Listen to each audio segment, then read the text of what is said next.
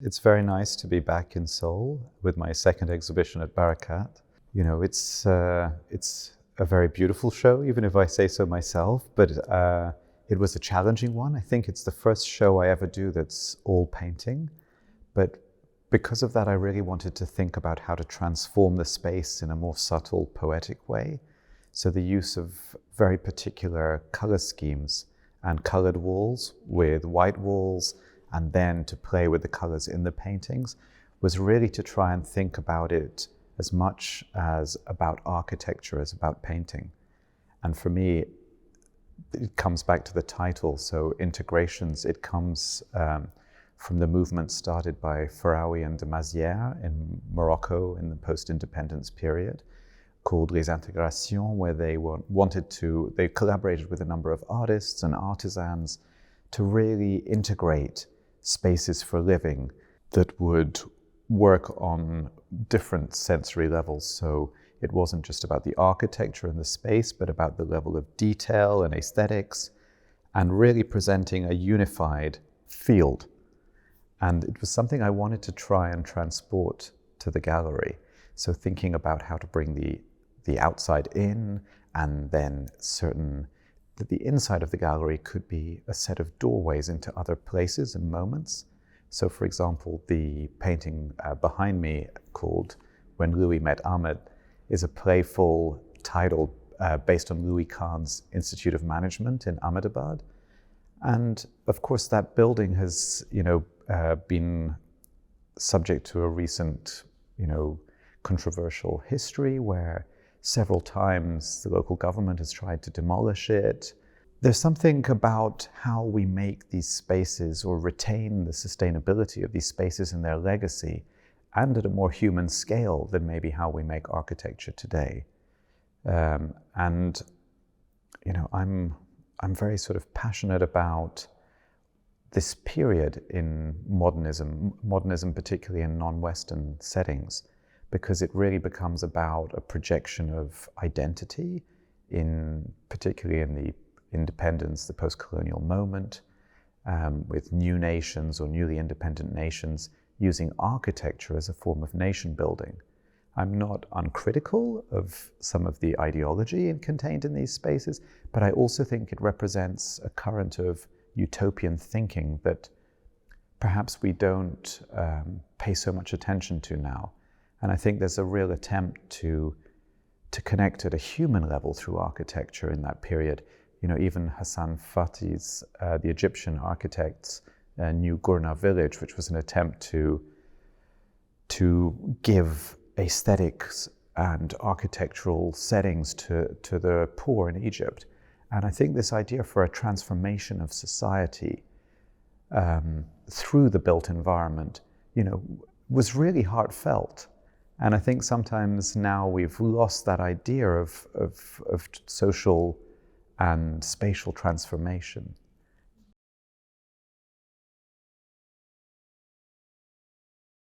Well, I think, there's so many stories. You've got Heydar Giyai's Swan Lake Villa from Tehran, which was made before the revolution there and represents a period of, Western-facing, I wouldn't call it purely progressive, because there was a lot of repression under the regime of the Shah of Iran at the time. So there's a lot of complex histories that go behind and around the buildings. But that's something I even wanted to capture in the background material of each work. So they're all on a kind of jute linen canvas, which was characteristic of the rice and flour sacks that were part of the non-aligned movements, South-South trade networks in the post-independence period. And even the red lines on the paintings that I use as a pictorial device, either horizontal or vertical, depending on the orientation of the painting, are based on the red lines and red stamping of goods in circulation. So it becomes another way for me to play with the spatial sort of politics of each picture. And then they're carefully layered in different hand-painted, sprayed, printed layers that build up and echo something of the stories behind each painting and each architectural site they represent. But there was also something about this idea about empathy and creating things at a more human scale. So for example, the smaller portrait works are literally titled as portraits of the architects who made them, whereas the larger works and the landscape works extend those titles into, sort of when Louis met Ahmed. So it's almost like the suggestion of a blind date, because often these projects were about were really, about passion and a kind of utopian progressive politics.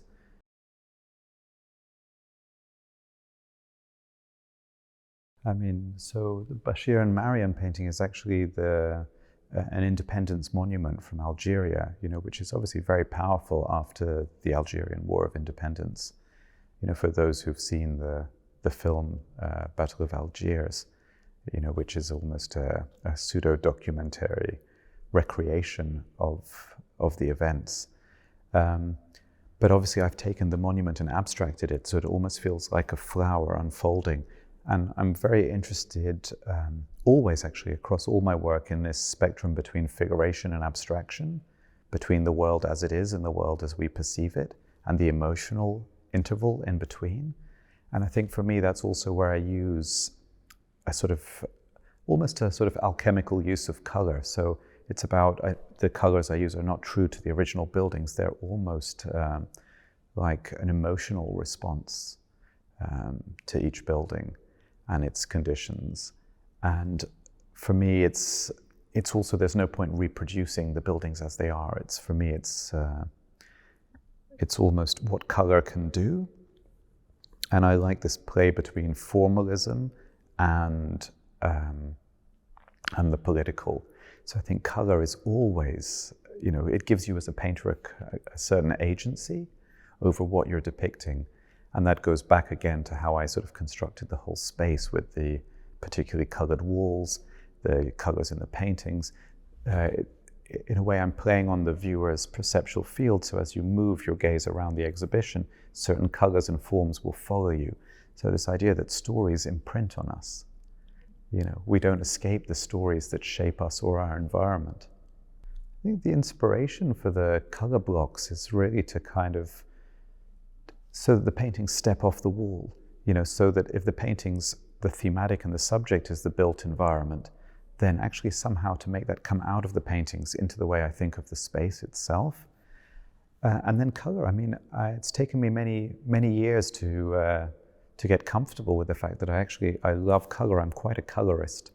And for example, the American painter Emma Amos in her diary said color is always political. And reading her diaries, I felt a real sense of liberation, that actually I could really, give in to my love and fascination with color and how it transforms not just the world, but our perceptions of the world. Even from ideas of mood and emotion to the ability it gives you as a painter to transform the material you're working with. It is like alchemy. It's like the transformation of materials from something into something else. This show is in some ways superficially quite different from my previous show, which focused on my Leviathan project, which is all about oceans and ecologies. But really, looking back, the two strongest thematics across my practice are architecture as an environment, and sometimes they cross over and sometimes they don't. But really, I think, architecture is always speaking about environment, and environment is always impacted by literally our human impacts on the environment around us. So I think when you start to see it like that, you can start to see how the two subjects actually do this kind of dance. The preparation for this show, yes, I think a lot of audiences in Korea know my Leviathan work, but in a way, all my work has these layers of research, but where research then moves into a process of bringing something into being. And I think that's very important, because if it just stays research, it can be quite academic and dry, and it has to go through a kind of transformation, like whether it's through color, through narrative. It's because otherwise, what are you bringing to it as an artist? This particular show, it's really come on the back of, for many years, for over, I think in 2010, I did the first show around Corbusier's Chandigarh. And from 2010, I've been working on a number of what I called case studies around modernist architecture in South Asia because of my roots and where I come from. And in parallel, though, I'd been building up in my studio an archive of modernist architectural projects from the whole global South or non-Western countries, so whether Asia, Africa, Latin America. And this archive, I'd always wanted to find the proper time to approach it creatively and artistically. And, you know, for better or worse, COVID removed all my deadlines and my traveling, and I was able to spend, you know, 2 years working with the archive and drawing and teasing out what I wanted to say with these works. You know, that's where I decided to work on this kind of jute background and for the histories and the sort of almost tactile sensitivity that brings up. But then also, for example, even the painting behind me does relate to South Asia. And Louis Kahn's, you know, Institute of Management is one of my favorite buildings and one I'd wanted to approach. You know, over many years, I've drawn it many times, and I hadn't got it right. You know, I think as an artist, you know when you've got it, whatever it is, you have a feeling that then you can progress to the next stage.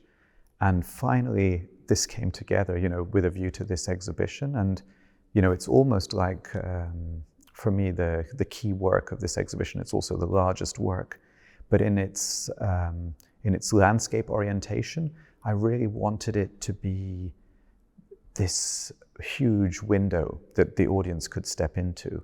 And actually, when I originally designed or drew the sketch for the painting, it was more complicated and had more colors. But I think sometimes in the process of making, a painting makes itself. You don't make it. It actually you know, the painting is the boss, not you. And you know, the painting, I was halfway through, or at least I thought I was halfway through what I intended to do, and the painting turned around and announced that it was finished. You know, you can see the negative space where the bare, you know, linen canvas is exposed, and suddenly I realized that was the space I needed to leave for the audience. And I think that also is very important when you think about exhibition making, is what is the space for the audience to join you know, on a walk. And by having that one almost large, you know, cinematic window, you realize that all the other works are windows or doors into these spaces, into these moments. And, you know, that's possibly the best gift I can give to the audience, is this idea of not just the spatial architecture, but the journeys that can occur in that space. And it's one, you know, I would want to invite the audience to kind of go with me on. I love this idea of not telling the audience, but inviting them. And I think that feels very key to a kind of, a certain kind of empathy that I would, you know, like my work to offer.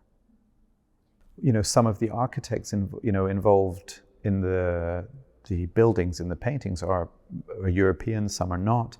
But I think there's something that becomes a really interesting transformation for me when, you know, European modernism meets non-Western settings. You know, I think the classic, you know, architectural literature that I grew up with was this idea of, you know, this European movement that you know, that taught all the rest of us how to think. And I actually think, you know, if you read even Corbusier's diaries around Chandigarh, he talks about the influence of India on his architectural practice and thinking, and how it had a profound impact on him. And, you know, for him, Chandigarh was a very high point of his architecture because of that influence. And for me, it's, you know, it's where things transform, you know, and become richer for not being pure. I like things when they become hybrid because I think that's where they become enriched, because it means taking on other cultural ideas and idioms. You know, for example, there's an Antonin and Noémie Raymond project at the top, and you know, Raymond actually, there's a famous story where he was the assistant architect for Frank Lloyd Wright for the Imperial Hotel in Tokyo, and he dared to criticize Frank Lloyd Wright for cultural imperialism, for not making any concessions or understanding to Japanese culture and architectural practice. And I'd heard a rumor for many years that, you know, Wright had blacklisted Raymond. And actually there was finally a book was published on Raymond a few years back, where they actually managed to find a copy of the letter from Frank Lloyd Wright to Raymond, basically threatening that he would never work again. And interestingly, Raymond couldn't get any work or make any money. And after he left the Imperial Hotel project, his next job was the ashram dormitories for the Aurobindo ashram in Pondicherry, where, I mean, there's some amazing photographs from its construction, where you actually have ashram devotees in their robes climbing up bamboo ladders to actually plaster the building. I'm sure it's not very safe, and you could easily trip on some of the ashram robes, but you know, the Golconde is the name of the dormitory building, and it is beautiful, you know. So it almost becomes this, and because, you know, Raymond couldn't get a job anywhere, he went with his eyes open. And I think that's what, for me, it's like that building is very key in thinking about what is the potential for European modernism when it meets the other and is actually open to being transformed by it. The potential is greater than the sum of its individual parts. And I think, you know, for me, that's very important, especially in a moment of increased nationalism around the world. An idea of non-nationalism and dialogue and ways to think wider actually feels more urgent than ever. I've always felt very, very supported by the audience in Korea. I've always been very privileged and honored by the response my work has received. And it's a different body of work to what I think a lot of visitors might have seen before, but I hope they enjoy it as much, and it takes them on a journey, or maybe even a better word is a reverie with me and the process by which the works are made.